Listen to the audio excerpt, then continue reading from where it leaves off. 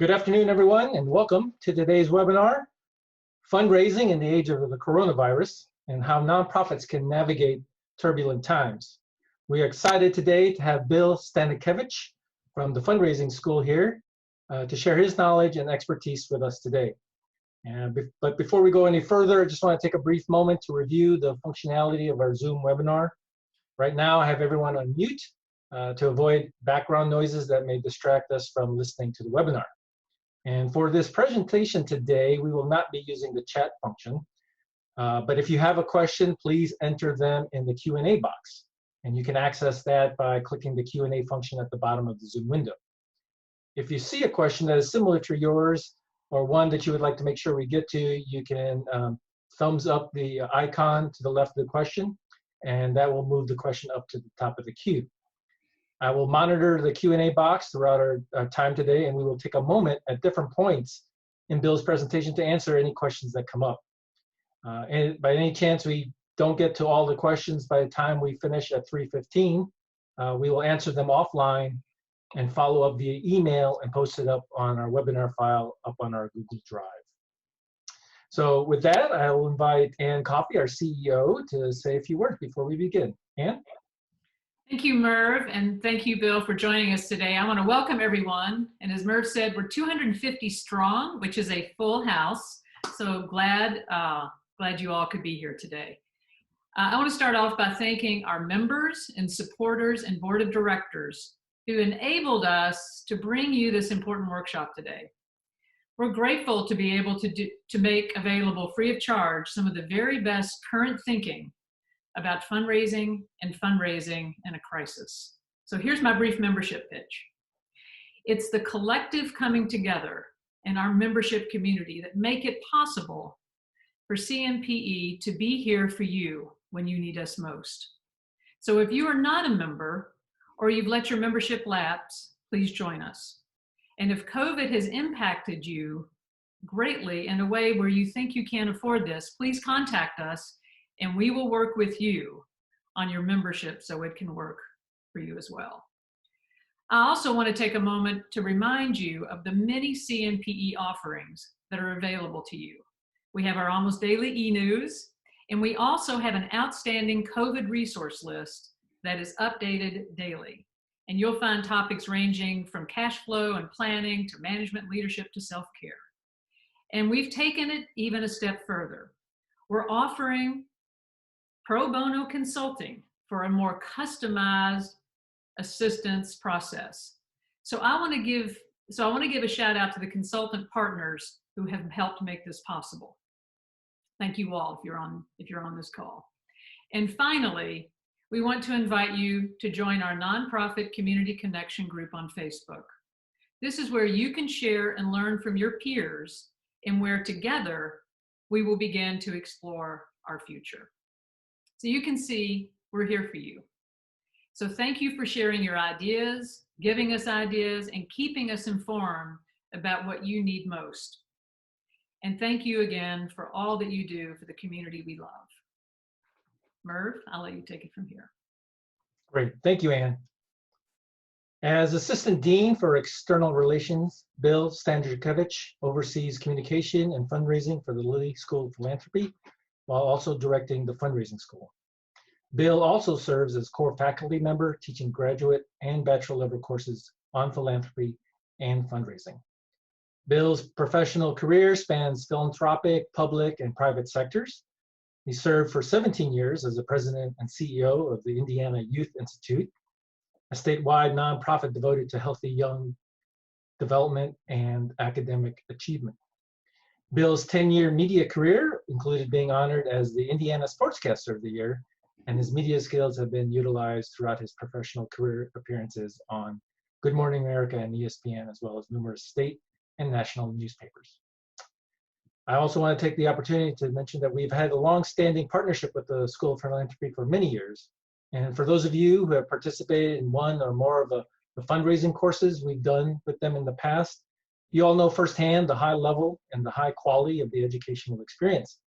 So at this point, I just want to thank Bill for all you do and for what the School of Philanthropy does for nonprofits across the country, especially during this very unique time. And we value our relationship with the Lilly School, and we're very happy you could be with us today. Thank you, Bill. Merv, thanks for having me, and Ann as well. And greetings, everybody in and around Louisville, and a few of you I know are north of the river in Indiana. And as we get started here, just want to share a couple of comments. One is that obviously the fundraising school and the center, we all are together in wishing you the very best during this time. We know that many of you have been affected directly by the illness, by C-19, or have loved ones who have. And as we see the fatality numbers going up, we know that there are those in this audience here today that have been affected by death by C-19. And none of what we do professionally is meant to gloss over any of that. And so we do stand with you with our condolences and well wishes relating to health for yourself and your family, your friends and significant others. And then yet our work continues. And we are absolutely delighted at the fundraising school to have a strong relationship with the center for many years. And I would just encourage each of you to take full advantage of everything the center has to offer. At the fundraising school, we train all over the United States as well as around the world. And as I was sharing with Merv recently, there are none better than CNPE in being responsive and delivering training, consulting, and other technical assistance to regional nonprofits. In fact, I often mention the center as an example of when I'm in other parts of the country and people ask me, what would it look like to have a regional provider of technical assistance to nonprofit organizations? So you're very fortunate to have the center right there in Metro Louisville area, and the fundraising school, we're glad to be a partner. I would also emphasize what Merv said. Please send along your questions. Yes, I have a slide deck prepared, but you have urgent needs prepared. And Merv and Ann and I would much rather make sure that we are answering all of your specific questions during this time, as opposed to just getting to a slide that I have in a PowerPoint presentation. So please send along those questions. I'll pause occasionally and ask Merv if there are questions, and I've invited Merv to just interject if there's something that's of urgent nature before I move on to the next point. So with all that in mind, let's go ahead and just quickly, a couple of definitions that are still true today. That philanthropy is voluntary action for the public good. We need to remember that, yes, we are good people doing life-changing work, and we are entitled to nothing, even during a world pandemic, that these actions are voluntary. And we think about people volunteering their money, volunteering their time, and volunteering their voice. Those are the actions that are involved in philanthropy. And the public good, certainly that distinguishes us from the private sector, but also from the public sector, and that the government sector often is available to everyone. Everyone is able to use the public park and the public library. Everybody who's eligible can utilize Medicare or veterans assistance and so forth. Your public good might be more narrowly defined around a specific cause. The other thing about our public good, and this is never to be forgotten, is that we are the place where advocacy starts and happens. Here we are in 2020 as we celebrate the 100th anniversary of the recognition of women's right to vote. Not granting, it was always there. It just took us a while to recognize that right as a country through the amending of the Constitution. That movement started in what today would be called the nonprofit sector. Same thing for abolition, same thing for workers' rights, same thing for the civil rights movement. And what are those issues now as we think about the vulnerable, the marginalized, community development, economic development, education policy? That starts with us as well. So that's the public action that you still need to be taking and thinking about in broader terms as you do the important specific work of your nonprofit organization. And our founder, Henry Rosso, said that fundraising is the servant of philanthropy. We fit into the philanthropic sector, and his definition, the gentle art of teaching the joy of giving. And I've always had this amendment of including the word others so that we remind ourselves that fundraising is always about the donor, and then aligning the donor's values and passions with the values of our organization. And when there is that mission alignment, that's when a donor is willing to volunteer the charitable gift. And so again, even now, during this pandemic, what was true on March 9th, before everything shut down on March 10th, is still true today. That fundraising is a gentle activity. We're not pressuring anybody, twisting any arms. We are gently in the context of each donor's interest, and that's where the art comes in. We have those of us who are fully able, 2 eyes, 2 ears, 1 mouth. We're observing and listening to the donor 80% of the time, so that when we speak, we're tailoring what we do to the particular interests of that donor. And as we do so, we're teaching them about our programs, about our services, about our results, informing them about how we're making the world a better place. And again, this is about the donors and them making a decision. And then it's about the people you serve and the cause that you serve. And that cause could be the environment and animals, not just human beings, of course. It could be the arts, all sorts of causes that's what we're focused on. And the biggest thing is, this is always true, even during this time, is that we are in the joy delivery business. We know how we feel when we make a charitable gift, when we volunteer, when we do somebody a favor. Well, that feeling of joy is not just an emotion, it's also biological. The scientific research confirms that joy and euphoria result from charitable behavior and volunteering activities. In fact, we know some psychiatrists now prescribe volunteering as part of their mental health prescriptions when we're able to not socially distance because of the scientifically proven connection between philanthropic behaviors and our health. So what a great profession to be in, that we are in the joy delivery business. And this definition was true when Dr. Rosso wrote this in 1974. And one of the takeaways I have for you today is this definition is still true today. A question that we have received often in these last 6 weeks is, can I still be asking my donor for a gift? And the answer is yes. We definitely can still be communicating with our donors. Certainly, we need to be listening to our donors about how this crisis is affecting them and their economic well-being and their household health and just their relations with family and friends. Of course, we need to be empathetic, as we always are, to where our donors are, but we can still be cultivating, we can still be stewarding, we can still be telling them how the pandemic is affecting our nonprofit, the people or cause that we serve. We can be telling them the good stories that we have. All of that is still true today. If your mission and your cause were valid in December, well before all of this started, your mission and your cause are still valid now. Now, the right time to ask, the right way to ask. Remember, fundraising is the 6 rights. The right person, asking the right person for the right amount, in the right way, for the right reason, at the right time. You still have to answer those 6 rights. And those might be adjusted now because of the pandemic. Certainly in the right way. We always teach face-to-face is best. Unless you know a donor so well who right now would trust you with a meeting of 6 feet of distance, that ask is happening, of course, now electronically. And if you thought maybe it was the right time before, maybe now the time needs to be delayed somewhat. But you certainly can still be communicating with your donors, and you still can be making the ask, the philanthropic request, lined up with those 6 rights of fundraising that have always been true. I've always felt this too about fundraising. I've never hesitated to fundraise. I've worked for some great nonprofit organizations and volunteered for some great nonprofit organizations, and I fundraise now for our school. And I have always believed passionately in each of the causes associated with those organizations. Therefore, when I fundraise, I'm doing people a favor.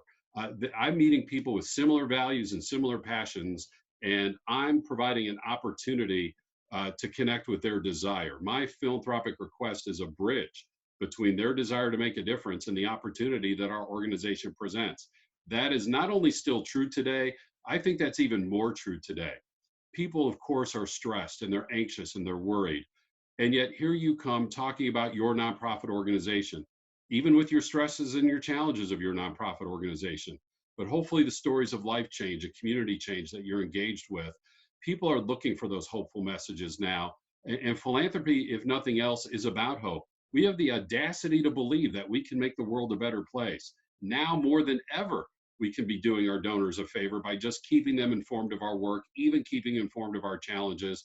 And they're looking for other information. They can only watch so much of the 24-hour news channels. They can only watch so many of those tiger documentary shows on Netflix. And how many times can you binge watch Parks and Rec, right?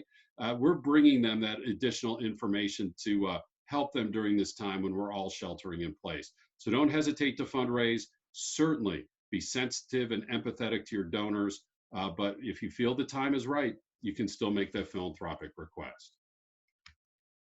All right, I want to headline where we were before we talk about where we're going. These are the Giving USA data that came out last June. The next data will come out in June of this year, which will reflect 2019, which we do acknowledge in some ways are irrelevant because of the way the world has changed. but just so that we can determine where that change is going to occur from. Again, the $428 billion, primarily from individuals, was the second highest amount ever, second only to the year before. So before we went into this pandemic, we had the two highest years of charitable giving in the 50 plus years that Giving USA has measured charitable activity. And you look at these 9 subsectors and the percentages that they consumed. I suspect that most of you are in the education and human services sector. You also might be in health, perhaps arts and culture, environment and animals, and you see the various percentages there. Religion, by the way, is strictly congregations. Here's our neighbors who are Muslims start Ramadan this week. That would be at their mosque, not in a Muslim relief agency. This is at the mass, at the place of worship, at the temple, and so forth, as well as at the denominations. So where are we going next? And we know that the donor's values and the donor's passions and the donor's motivations always are paramount, right? And then we're looking for that mission alignment with the donor's, motivations that they have. We also know then there's a strong wealth effect to giving. Somebody might be highly motivated by your nonprofit's work and just not have money to donate. And so this wealth effect is also important. And that's really the underlying factor here that people are thinking about as we think about the pandemic and charitable giving now and charitable giving into the future. We don't think that donor motivations have gone away. We don't think values and passions have changed. In fact, they maybe have grown even more intense as people see more human suffering through the pandemic.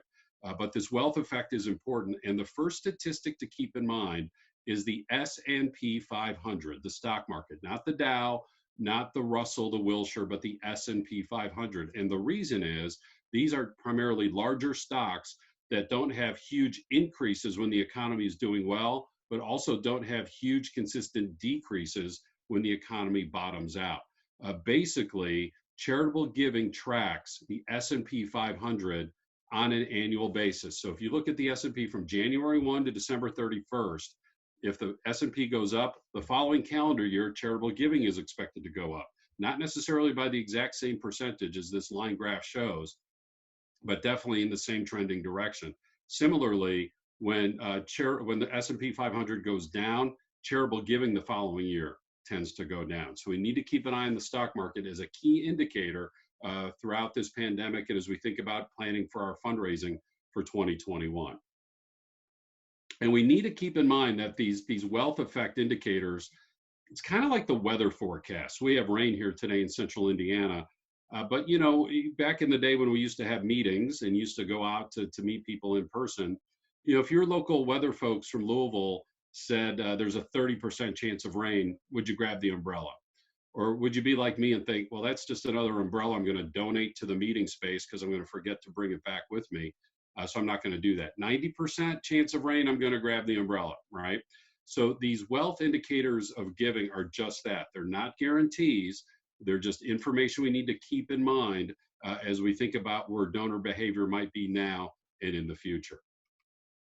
And some of those data points right before the pandemic started, U.S. wealth was at a record high. That's a positive sign. And we know to be able to match the $428 billion that we saw in Giving USA, that would be about 12%. People would be donating about 12% of their wealth to get to that $428 billion. All right, we also know that sometimes wealth is not liquid. And even before the pandemic, we were hearing about people donating stock and people donating crops, things of that nature. That might even be true now more than ever. Think about somebody who's in the stock market right now and the stock has suffered a loss. And instead of selling that stock and taking that loss, somebody might be open to donating that stock to you because now they don't have to sell the stock and take the loss. And if they're still eligible for a tax benefit, they can take the tax benefit with donating the value of that stock. You sell that stock immediately, even into today's market, and you right away reap the dividend. You don't have the loss baked in. Same thing with crop. We're hearing about farmers destroying their crops because their input, they would just lose too much money. Those of you raising support in rural northern Kentucky, in rural southern Indiana, that might be a discussion you want to have with some of your friends in the agribusiness industry and some of your donors, that might be a solution to them instead of just plowing under their crop and pouring their milk into the ground. Gross domestic product is a number that we watch, and I'll have some data for you here in a moment on what that statistic is looking like. Consumer confidence, and also employment and wages. So these are numbers we're going to be watching as current day, and then as this year unfolds, as we think about not just our fundraising right now, but as we plan for 2021. All right, so this is kind of an inside chuckle that we're having at the School of Philanthropy, because every year we release the Philanthropy Outlook study that looks at these wealth effects of giving and then kind of predicts what that year and the next year are going to look like.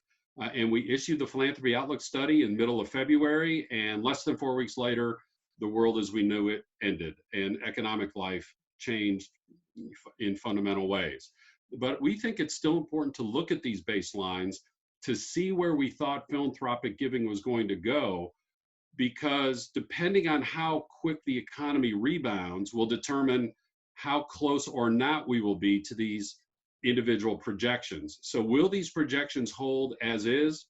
Highly unlikely, of course, because of the economic calamity involved.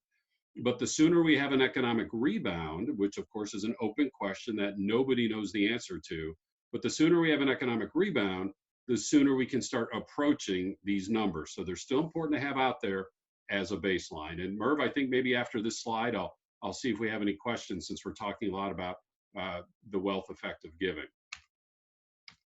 So first of all, with individuals, with total charitable giving, we were thinking that the giving was going to be about 2.5 times faster than the inflation rate. Very robust prospects for charitable giving in 2020.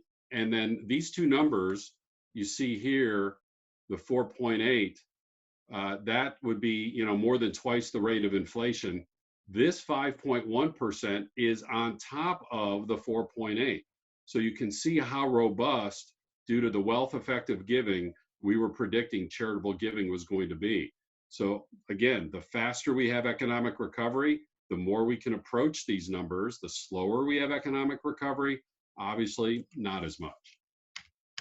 You look at individuals being a big source of that giving, and foundations even more so. Why? Again, because foundations have their money invested in the stock market, and right before the pandemic, the stock market was either at or near record levels. And so foundations with their 5% payout rate were going to have more that they were required to give away. One thing that we're hearing right now is that foundations are going above and beyond their 5% payout rate. There's a foundation, Merv and I both have our home area in the Chicagoland area before we move south, and the Pritzker Foundation, for example, has announced that they're going to be giving out at 10%, not at 5%. And there's a call amongst other foundations to be following suit, and it's something we're going to be watching very closely. So foundations were already expected to be a big part of giving because of the stock market, and even with the stock market plummeting, foundations are still very likely to give above and beyond the 5%, especially those that peg that 5% on a 3 or a 4 year rolling average, because then those historical gains of the previous 3 or 4 years are baked into the equation more so than the stock market downturn of the last 4 to 6 weeks. Now, this is an interesting statistic because corporate giving already was predicted to basically be flat for the next 2 years. But just this week, I saw a story in the Los Angeles Times citing various national sources and kind of statistics keepers of charitable behavior, that of the first $8 billion donated after the pandemic, half of that came from the corporate sector. So very interesting that at this time, while corporations have basically come to a standstill in most industries that aren't called the food industry, we're seeing corporations at the moment perhaps being one of the largest givers in terms of corporate support. So again, we'll see how that pans out, but that was the prediction going in. Merv, let me pause there. Have there been any initial questions as we've started here today? Yeah, Bill, we've got a couple here that maybe you can help us address. So first one is, how do you make that kind of ask? And how do you find out if that is something that your donors may be able to do? Well, the donors who are most likely to donate now are the donors who know you well. And I would suspect that folks tuning in today, when you're staying in touch with your donors, you know who's been with you longest. You know who's been with you most strongly. At any dollar amount. Maybe somebody's just given that $100 at the base of your pyramid, but they've done so 5 years in a row, 10 years in a row, let alone folks who move up your donor pyramid from there. So those are the folks who are most likely to make a gift now. They are most likely to make a special gift on top of their annual gift. Again, anecdotes are not data, but a nonprofit at which I volunteer, it's an inner city community center in Indianapolis. They have had several of their medium and top range donors unsolicited make gifts. And when the executive director calls them back, and he calls them back to say thank you, he does ask, is this your annual gift that you've just fast forwarded, or is this a special gift? And thus far, every single donor has said this is a special gift. So the donors you're going to be talking to very likely are the ones who you know best and have been with you longest. Conversely, this probably is not the time for a broadcast ask where you're just sending out a generic letter to everybody. That lack of personal, that more impersonal approach, you can try that. I'm not saying you're doomed if you do that, but your best success is going to be in communicating with the donors you have the closest relationship at any dollar amount. And then how do you make the ask? Like you always do, certainly with great empathy and great sensitivity. It's a donor-focused ask, and certainly being cognizant that they too might be having personal health, mental anxiety, let alone economic challenges in their situations as well. Great, thank you. So we have this question. We have a question about donor advised funds. So with many major donors moving to giving through the DAF, any advice on messaging to donors utilizing these donor advised funds? So I have that on a slide coming up. This is a great time to be communicating with your donors who have donor advised funds. Now remember, even though people are setting up donor advised funds instead of setting up a private foundation, and there are a lot of reasons for that, simplicity, anonymity being two of them, being strategic in their giving is a big reason why. Yes, there's a concern that donor advised funds are parking lots where people get the instant tax benefit and then the money just sits there. Our data at the school shows that about 2/3 of the dollars that go into DAFs every year, about $30 billion, about 2/3 of those come out every year, about $20 billion. One of our alumni, Dr. Danielle Vance McMullen, she's now up at DePaul University up in Chicago.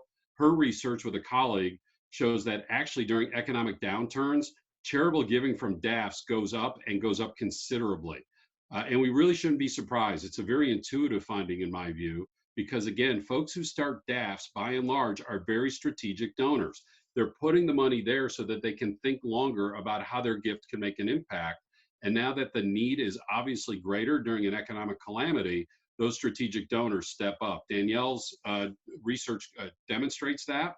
So if you know donors who have a donor advised fund, this is a great time to be talking to them. The data show that they are likely to make more gifts and higher dollar amount gifts compared to normal. We're also seeing that in the philanthropic press. Our folks like at Fidelity and Schwab are reporting anecdotally that they're seeing that from their customers, larger dollar amounts and more gifts going out the door. But remember, one difference is where we can go on the Candid website and find foundations who might fund us. That's not how we find DAFs. With a DAF, we're still looking for the individual, and we find out that they have a DAF.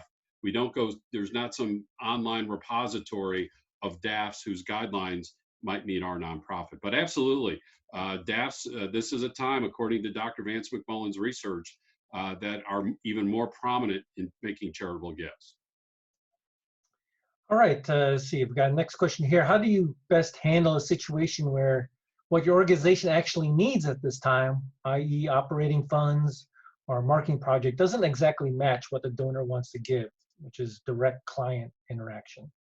Well, part of that is how we create our direct service program budgets. And we don't have time to get into that today. And Merv and Ann, if that's something that we want to do in the future, be happy to explore that with you. We teach a budgeting style that you use a time study where you identify how much time each of your staff members spends on various activities. And then you come up with a percentage of how much of your total nonprofit staff time is spent on general administration, how much is spent on fundraising, and how much is spent on each and individual program.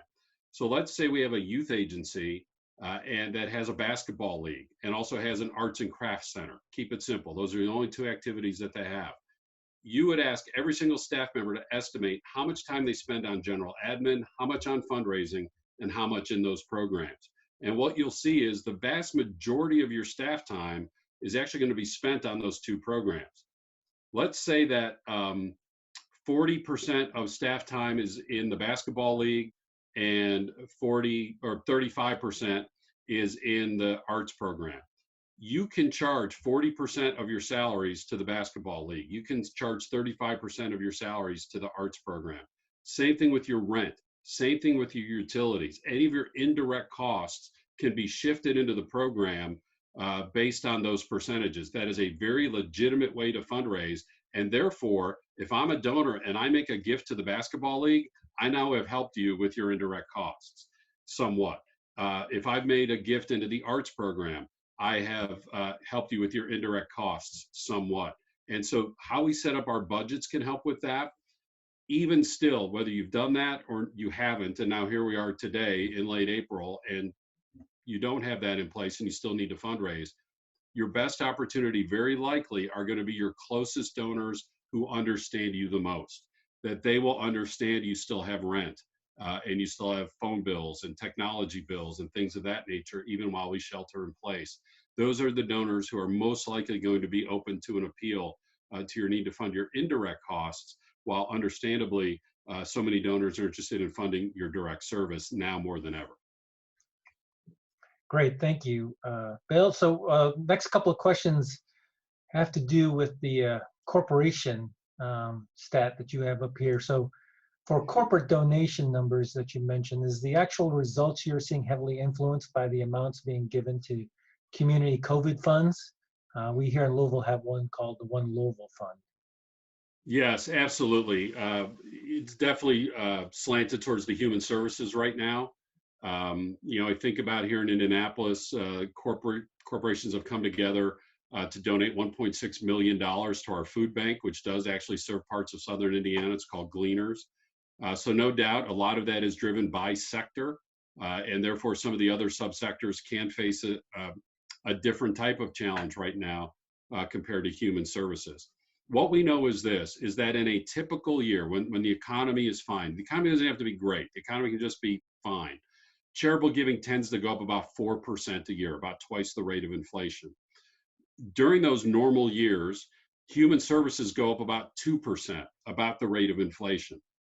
Now check this out, when we have a recession, charitable giving goes down 3%, but human services giving goes up 5%. So if human services has gone up 5% and all of charitable giving has gone down 3%, that means everybody not called human services has gone down by even more than 3%. So the numbers back up the spirit of the question that was asked, that there's no doubt that a lot of the corporate giving right now certainly is driven towards human services, whether it's food relief, helping displaced workers, health related to care for folks who are suffering from the virus directly. And of course, we also know, and this is the other part about business giving, the donors are likely to be the larger employers and not the smaller employers. The smaller employers are shuttered, often by government order. And so it's basically the larger based companies right now are the ones that are more active. And of course, the food industry is doing quite well. I saw in the Wall Street Journal in the last week or two, Procter & Gamble has exceeded the expectations that were in place before the pandemic hit. Why? Because we're all going to the grocery store, right? Or having our groceries ordered as we shelter in place. So yes, every subsector is affected differently. And right now, a certain type of business is more likely to donate than another. And we have a couple more questions, Bill, before we can move on. Sure. So building on that, if corporations have been so generous with the pandemic, do you see their donations being less? So a couple of things there. One is we already had predicted that business giving was going to be relatively flat, going into 2020 and into 2021. So the faster we have an economic rebound, the more likely we will be able to get to those economic predictions that we had at the start of the year. The great unknown is how fast people are going to be able to be hired, how fast businesses are going to be able to restore and replenish. how much businesses look at the rebound as an opportunity to build goodwill with their customers. The little bit of television that my wife and I watch, for example, right now, it's interesting to see the corporations attaching themselves to the virus. And we might have mixed feelings about that, right? Just as nonprofits should not be inauthentic about whether or not they directly are dealing with the virus, we're hoping our corporate friends are doing the same. So those are the great unknowns. How fast can they hire? How much will they need to spend on restocking their inventories and supplies and parts and so forth? And then how much will they see from a public image standpoint that they can attach themselves to the economic rebound with their charitable giving?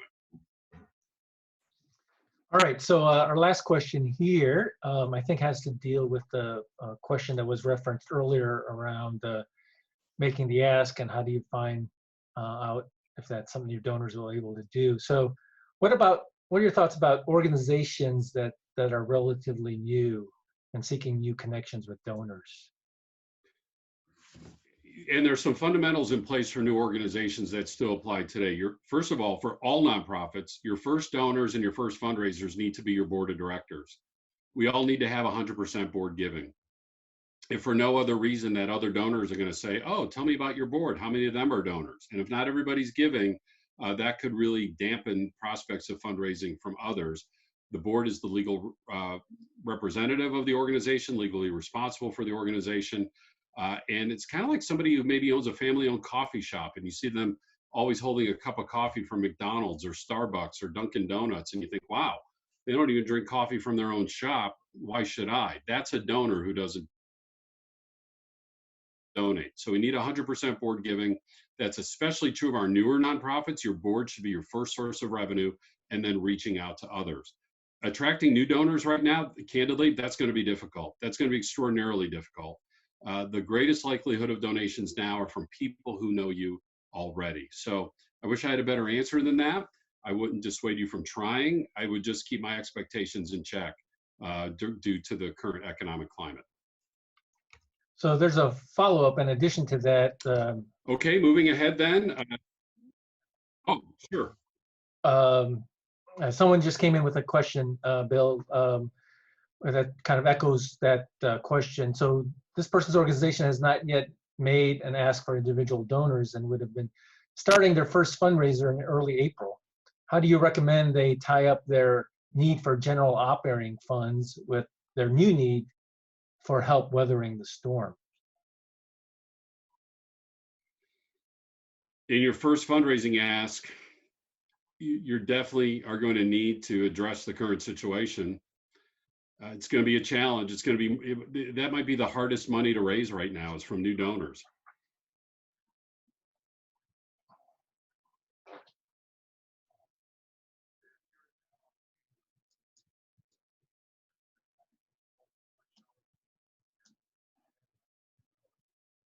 You find foundations that are willing to help, but cultivating new donors right now is going to be a challenge.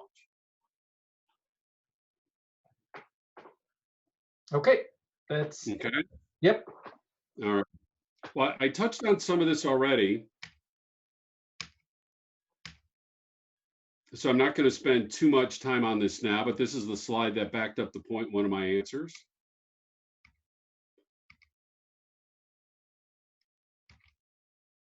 As you see some of the data there that I addressed. We do have some research, though, that is promising for all of us once the worst of the crisis has ended. One of our researchers has conducted a study on charitable giving that has happened after natural disasters and other similar economic downturns, events that cause economic downturns.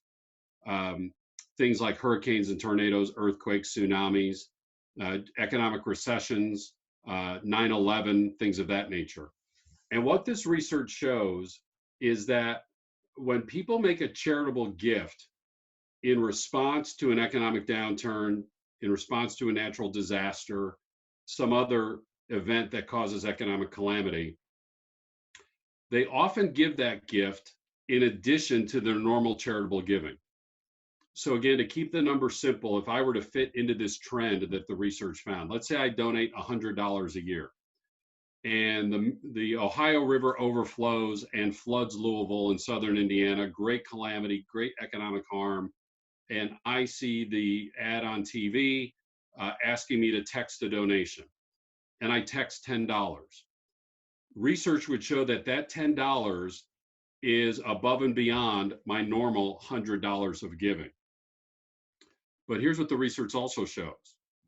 When the economic calamity subsides and we're back to normal, I don't go back to giving $100 a year. I think, I donated that 10 additional dollars and I'm still fine. My annual giving total is now going to be $110, and I'm still going to support the nonprofits I always supported.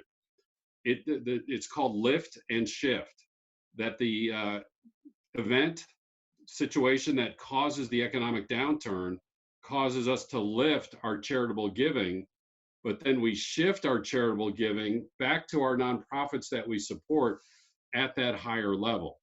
We can't predict that that's going to happen this time. And again, in social science research, there's never a 100% guarantee. We just look for trends and tendencies. But the trend and the tendency in the past is that charitable giving stays at that higher level after the economic calamity is over. So let's hope that'll be the case this time, and it's something we need to keep an eye on moving forward. So again, looking at some of the weather forecasts right now, you see some of the predictions for GDP for this quarter. Really some scary numbers, even greater than the Great Depression. In fact, the International Monetary Fund is saying that the second quarter will have the world's worst economy, second only to the Great Depression. The second quarter, not the whole year, the quarter that we're in right now. The Great Recession, the worst was 3% in an annual year. So you kind of see historically what this current economy is looking like if we stay at current trends. The S&P, and I did not check after yesterday, I checked from the day before.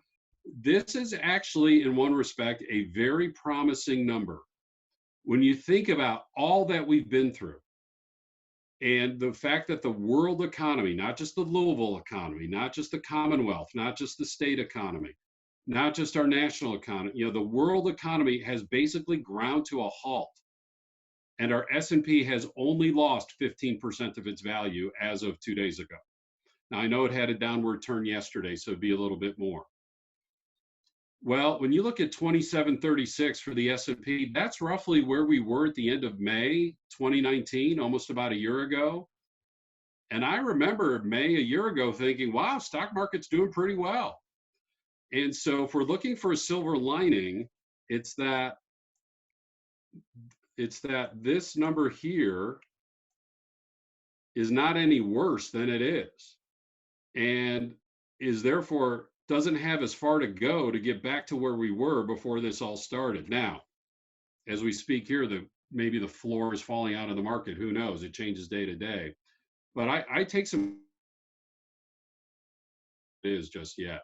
And again, similar to where we were about a year ago when we all thought the market was doing great. Then you see the unemployment rate, it's at least 13%. We heard today another 4 million people file for unemployment. That puts the total at about 26 million over the last 3 or 4 weeks. We could be heading to a national unemployment rate of 25%, which is where we were at the worst of the Great Depression. Here's the key to watch, and here's what we don't know. How soon will the economic recovery happen? One idea is, will it be a V, a quick downturn followed by a quick upward turn? This is what happened after the great influenza of 1918 and 1919. The economy plummeted and the economy bounced back quickly, right? Obviously, the sooner that people get back to work, the sooner the more likely the V is to happen. Or instead, will we have an L-shaped recovery, or what other people call a U-shaped recovery, that we have an immediate downturn that then stays at the lower level, plateaus at the lower level for some time before rebounding back upwards. That's why it's either the L, or if you include the rebound, it's the U. The longer before the recovery happens, the more we're likely to have a U-shaped recovery. And this is the worst case scenario, the backslash, where the economy has careened into the ground and we will have 2 or 3 years before the economy recovers. Obviously, the sooner that the public health crisis abates, in a way that public policy dictates a return to economic activity that approaches normal, whatever the new normal looks like, The longer that takes, the more likely we have the backslash, and that we're looking at 2 or 3 years before we have economic recovery. What's going to happen? Nobody knows. You see these different predictions about how soon localities and states or different industries are going to be opening up. And as you keep your eye on the news, that's something to watch for as you think about your fundraising planning. The other thing to keep in mind is we certainly can learn from history. Those who fail to learn history are doomed to repeat it. And those who learn from history can learn lessons from history. However, there might be an important distinction with this recession, if not depression, that might be different from other economic calamities that could be a challenge for fundraisers. And that's this. So, for example, I have a close family member. My son and his wife live in Houston. And my son was in Houston during Hurricane Harvey. So obviously I was very concerned for the health of my son. But as I was up here in Indiana, I wasn't at risk of losing my job because of that hurricane. I knew I wasn't going to lose my job because of that hurricane, and my economic activity could remain the same in terms of what I'm earning, in terms of what I'm purchasing and saving, and in terms of what I'm giving and what I'm thinking about giving in addition to help the hurricane relief, or in Florida or in Puerto Rico, all in that same year, and so on and so forth. With a natural disaster, the forecasters can tell us it's coming, not an earthquake, of course, but I'm thinking about the tornadoes and the hurricanes, especially the tsunami that can be seen coming. We can prepare for the event. The event happens over a certain number of days, and then there's a certain defined amount of time of recovery, and then we move on. Even with something like 9/11, even with something like the 2008 Great Recession, after a while, I knew if I was going to lose my job or not. If I was in the airline industry, likely so. If in another industry like education, likely not. And then I could resume my normal economic activity. We don't know what's going to happen now. In fact, what we're seeing now is that the second wave of layoffs, in some respects, is going to be worse and harder, not necessarily in terms of the total number, but in terms of who's being hit. When we hear about airlines, that we can get our brains around that. Sad, very tragic. I have a family member who works in the airline industry, and yet say, okay, the planes aren't flying, I can get that. The folks who work around Yum Arena, right? The bars and the restaurants and the hotels, tragic that they've lost their jobs. I do not mean to minimize that, but we think, oh, sadly, but okay, there's not a lot of hospitality right now. The next folks are folks who it might not be as intuitive to us. That they're losing their jobs simply because of widespread economic downturn. What's that going to do for the economy? What's that going to do for our psyche? That's very different than other economic downturns in the past, in that we don't have the defined starting point, the defined ending point, and the defined recovery point. And again, I wish I had a better answer to you, but just trying to be transparent and be real in terms of how we need to plan and as we watch these economic data. Maybe it won't happen. Maybe the virus will go away faster. The medicines and vaccines will be found in a very timely manner. We can loosen up and have more economic activity. But that could be a big distinction between now and previous economic challenges. And we go back to our Philanthropy Outlook study, we actually did include a recession scenario in there that predicted that charitable giving could go down 11%, but that was based on a normal recession. Okay, so keep that in mind. The good news, and this gets back to what I mentioned earlier, the research of Dr. Danielle Vance McMullen, where Danielle found that DAFs tend to give more during economic downturns and not less. And Merv, I'm just going to highlight a couple of other screens because these were something I talked about already in answer to a previous question. I want to make sure we're leaving time for questions. But you see donor advised funds are huge in our sector now. They're growing. But you do see that in 2018, about 2/3 of the money that went out or went into DAFs came out from DAFs. So that's great news. And the reason, again, to speculate is DAF donors often are strategic donors. They're putting that money in that DAF to give themselves some time to think and be ready to have the greatest impact, which is why it could make intuitive sense why gifts from donor advised funds go up in terms of number and dollar amount during economic downturns. So again, be talking to your donors about DAFs. Merv, let me stop there. That might be a natural stopping point to see if there are additional questions. Yeah, we actually have a couple that came through, Bill. So the first one is around communications. Do you think now is the time to have more communications from EDs with all donors i.e. a weekly weekly update or Zoom coffee or not? Absolutely, yes. Could be a weekly email. One of the nonprofits I support, I get an email every week from the executive director. He asks how we're doing as donors, what's happening in our households, and also gives us the update on the nonprofit. At the Lilly Family School Philanthropy, we're doing a meeting exactly like this with our donors next Monday to check in on them, see how they're doing, see them face-to-face virtually, and then let them know what's going on with the school. We're not going to make an ask, a philanthropic request at that time, but definitely any types of communication, keeping people up to date on social media. And of course, with social media, not just updates on your nonprofit, but on your cause, on your field of interest, that you're that source, that you're that go-to. So absolutely yes. And as I mentioned earlier, people are looking for good news right now more than ever. They're looking for hope. They're looking for diversion from the stress and anxiety. And your nonprofit, at the very least, is helping them in that regard as you stay in touch, even when you're communicating your challenges. Great. So do you keep the update short? Well, I've always been a big fan of short. I mean, some donors might not mind the 16-page newsletter, but in our microwave remote control society, those have kind of been going away already. But in terms of printed communications, yeah, probably less is more, with links if people want to read more. But the conversations, half an hour in a Zoom meeting or an hour in a Zoom meeting. I do know we've been advised by Indiana University, after about an hour, it's good to get away from the screen for 5-10 minutes even, to go, just get away, step outside, check in if there are others in the household and so forth. So I had a 2-hour staff meeting this morning because we had to press through some things.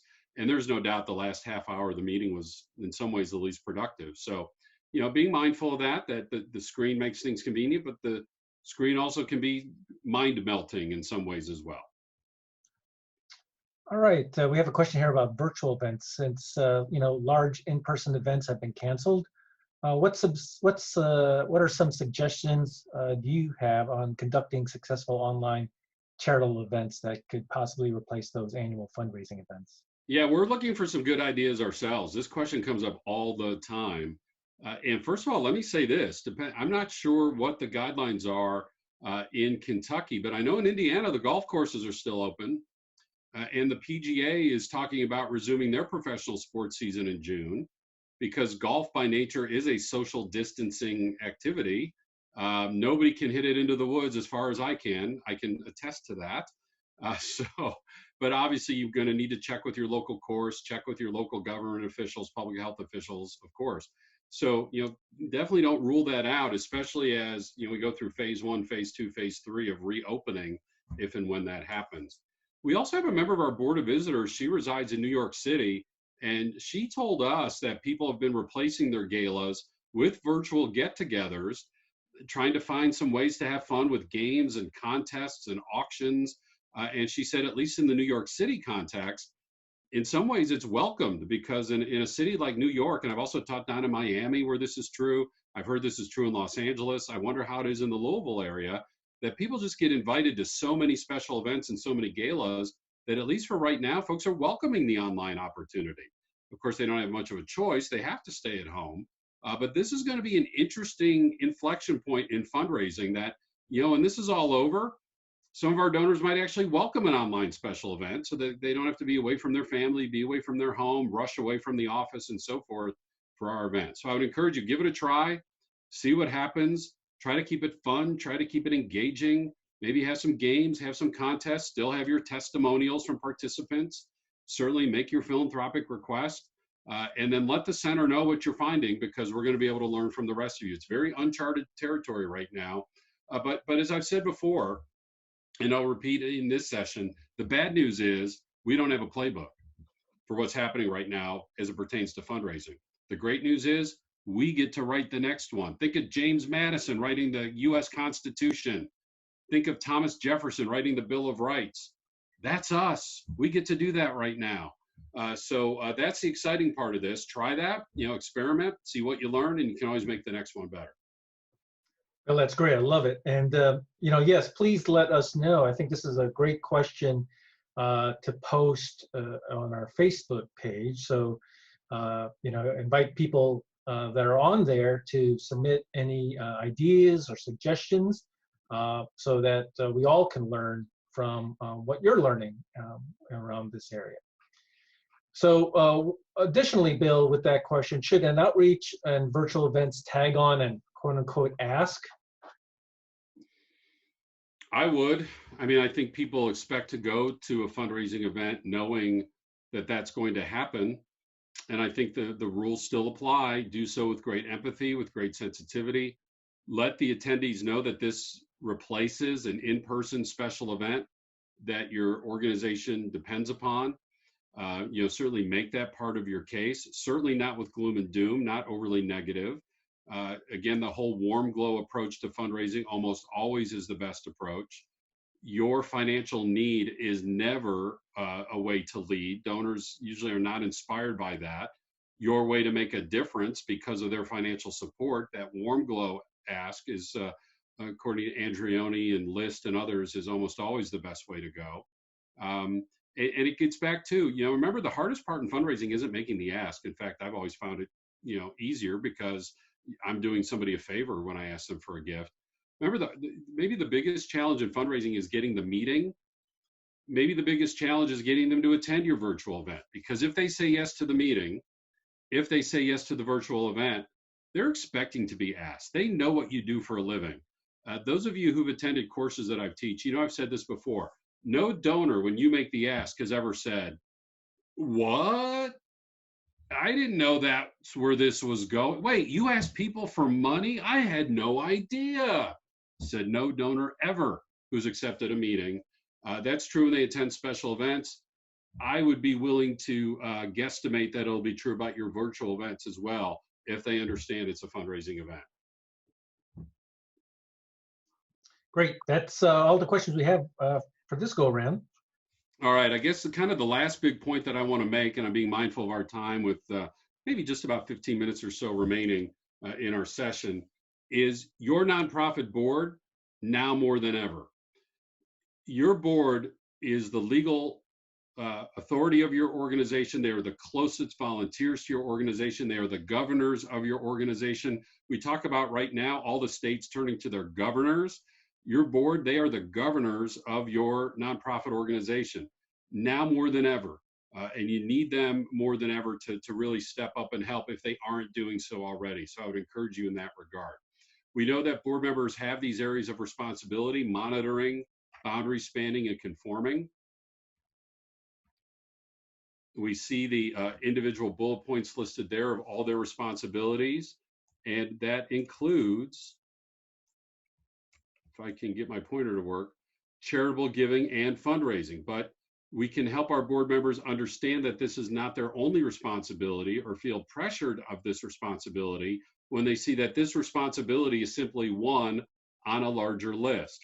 Now, some of you might also be more familiar with the whole duty of care, duty of loyalty, duty of obedience. If that works for you, great. You notice the bullet points are the same. A couple of them are in some different categories, but basically it's the same functions. I kind of like monitoring, boundary spanning, conforming myself.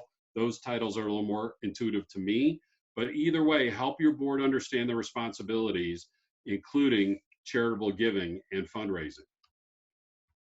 But here's what we know. According to Bridgespan and according to BoardSource, fewer than half of boards have 100% board giving. Even though nonprofit CEOs list fundraising as one of the top responsibilities on the many things that we need our board members to be doing. This is some interesting research from Holland where he interviewed board members, and he said, when you think about who you need to meet with externally, just list the people and the types of people you need to meet with. He interviewed 169 board members. This is how many listed potential donors and donors on their list. 0. So we need to do a better job of communicating with our board members the expectation for fundraising and the expectation for their own charitable giving. Why not? This whole issue of role ambiguity. Maybe we're not being clear with the expectation that when somebody joins our board and when somebody's on our board, are we clearly expressing the expectation that they need to donate and they need to use their Rolodex, their contact list, to fundraise on our behalf. Maybe there are board members who don't like talking about money. A lot of us are raised that way. The answer we need to give there is, you're not talking about money. It's invitation language. We're inviting you, the donor, to join us in making the world a better place. If you're a board member who donates, I'm inviting you to join me as a donor, and together we make this world a better place. So we're not focusing on the money of the charitable gift. We're focusing on the impact that the donor and their gift can have. It's that invitation language. There's also this issue of reciprocity, that if I ask Ann Coffey for a gift for the fundraising school, is she going to ask me for a gift for the center? You know what that's called? Human nature. What our college kids would refer to as hashtag adulting. Yes, it's out there, and you're just going to have to deal with that. And our board members, they might say, well, if I ask my friend, they're going to ask me. Yep, that's probably going to be part of the deal. And it's going to be part of your friendship with that person. And people know that going in. So it is just something to call out and address, and not let be an obstacle to our board members being donors and fundraisers. And again, continue to take them back. That fundraising is the gentle art of teaching the joy of giving. That when they're donating and fundraising, they are in the joy delivery business. And during this pandemic, that is true now more than ever. So I just finished some research that demonstrates the importance of communicating these expectations and why you should be confident in communicating expectations. I looked into the Board Source survey, and maybe some of you fill it out every other year. It's called Leading with Intent. And they survey about 22,000 nonprofits every year directly, who are on their membership list. And then they put the word out, maybe through the center, through our school, through the Chronicle Philanthropy. They just kind of put the word out through AFP, saying, hey, we've got this survey, you all jump in and participate. And they ask over 100 questions. And I looked at the data, and one of their questions was, do you create an expectation of fundraising during board recruitment? Is a communication of fundraising expectation, does that occur as you're recruiting new board members? Yes or no? And then, is your board actively participating in fundraising? Yes or no? It's a pretty straightforward analysis. And here's what I found, and this is powerful, and this is why we should have confidence, certainly for the legal and moral reasons, and now for the statistical reasons of creating these expectations for our boards. There is a strong association between communicating that expectation and your board participating as donors and as fundraisers. In fact, of the boards that have active participation, 94% communicated the expectation for fundraising while they were recruiting new board members. Those that do not have participation, almost all of them did not communicate the expectation. So it's very intuitive, and now the math supports us in that understanding. In fact, the expectations are such a strong predictor that your likelihood of the board participating in fundraising, those odds increase 10 or 11-fold if you communicate the expectations. The odds are about 11 times higher in participating in fundraising when you communicate those expectations. The same is true of the fundraising committee. Basically, what these data show is that if you have a fundraising committee, you're more likely to have a board that participates in fundraising. Your odds about double if there's that fundraising committee. And one of the reasons is not just the fundraising committee setting strategy, but your fundraising committee serving in a peer-to-peer way to encourage board members to donate and to fundraise. Peer-to-peer from your board is one of your strongest factors in ongoing fundraising participation. So what I would encourage each of you is to look for those board members who get it. If you don't have 100% board participation right now, look for those board members who do participate, who are active, and deputize them. Ask them to speak up. Go to them before board meetings and ask them, would you please speak up during the board meeting? Talk about how you are a donor. Talk about the impact your gift is having. Remind board members of their responsibility to be the first donors, be the first fundraisers, and to join you in having that impact. Because obviously, right now, you can change how you recruit new board members. You can make those expectations part of your board recruitment, and I would strongly encourage you to do so. The research backs that up. But what if you have board members already who are with you and you haven't had that expectation communicated yet? Here are some tips. First of all, you can grandfather them in. You can say, for the duration of the rest of your board term, we're not going to expect your gift. But when a new board term starts, then the expectation is going to take place. You can certainly have the peer-to-peer encouragement. You can find fund ways to do this. I spoke with one nonprofit as part of my research, where when they have their in-person meetings, everybody has their nameplate in front of them at the board meeting. And if you've donated, you get a magnetic, nice little medallion for your nameplate, and everybody can look around and see who has a medallion and who doesn't. And nothing is said, but everybody knows what those medallions mean. Start your meeting with a mission moment. You should be doing that anyway to keep your board connected to your nonprofit. These folks are volunteers. They go away to their work, their families, even in retirement, their other activities. That mission moment reconnects them to your nonprofit, and again, increases the likelihood that they'll donate. In fact, I had one nonprofit tell me that after one of their mission moments, it was from a participant who had life change because of their nonprofit services. One of the board members actually increased her pledge on the spot because she was so moved by that mission moment. Doesn't happen all the time, but it shows you the type of impact that this can have. So now more than ever, your board needs to be your first donor, your first fundraiser, your first advocate. You might need to increase the number of your board meetings. I'm on a board right now where several of the board members are seasoned citizens. They're wonderful people. Some are still in the business world, others are retired. Not all of them are fluent in Zoom. They're not bilingual. They don't speak Zoom. So what the nonprofit has done, right, our board meeting is next Monday, they're using this week to reach out to each board member that, if needed, to teach them how to get comfortable with Zoom, so that A, they come to the meeting and that we're not getting accustomed to Zoom before we get started. And that's not to stereotype.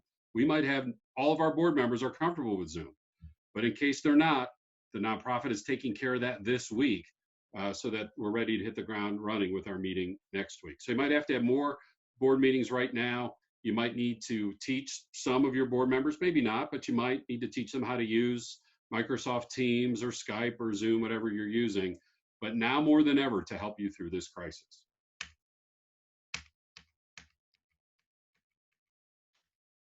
So Merv, lastly, I just leave this word of encouragement. If your case was strong in December, your case is strong now. If you were making the world a better place before, you're making the world a better place now.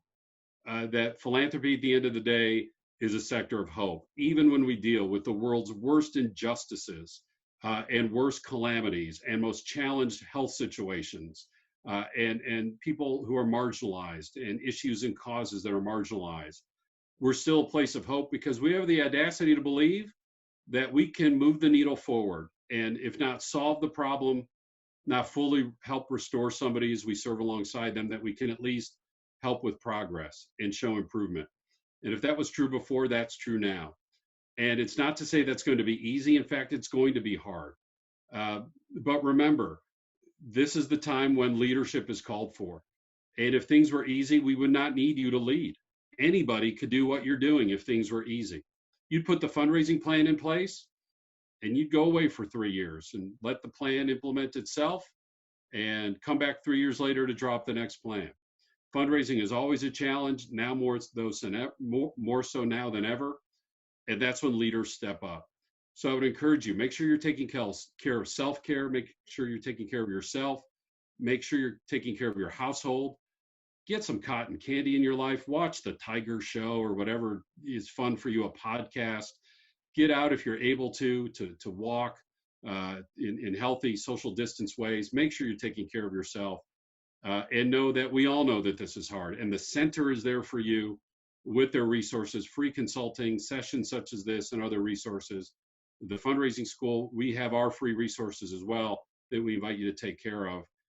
And your cause needs you now more than ever, and find encouragement and solace in that, because philanthropy is what people need right now. So Merv, let me stop there. And if there are a few final questions that we have time for, I'm glad to address them.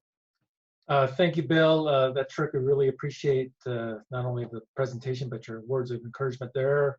There is a question that came through for the last break before you moved on. So I want to give us an opportunity to address that. So it was about virtual events and what to do when we had planned something. So this individual, for events that had been set for late fall, do you have any ideas on how to replace those galas and other larger scale events that are not virtual.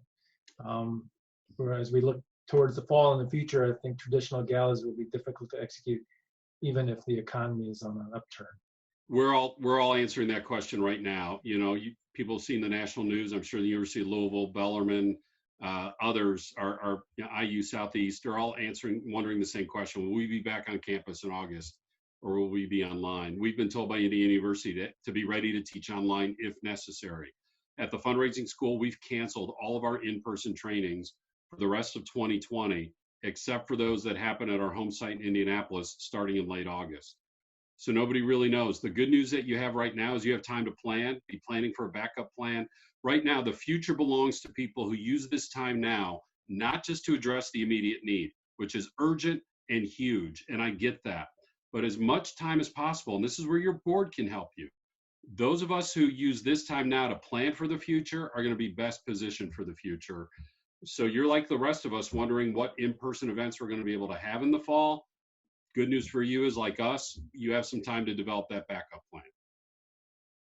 So with that, thank you so much, Bill, for your presentation today. And thank you all for attending our webinar this afternoon.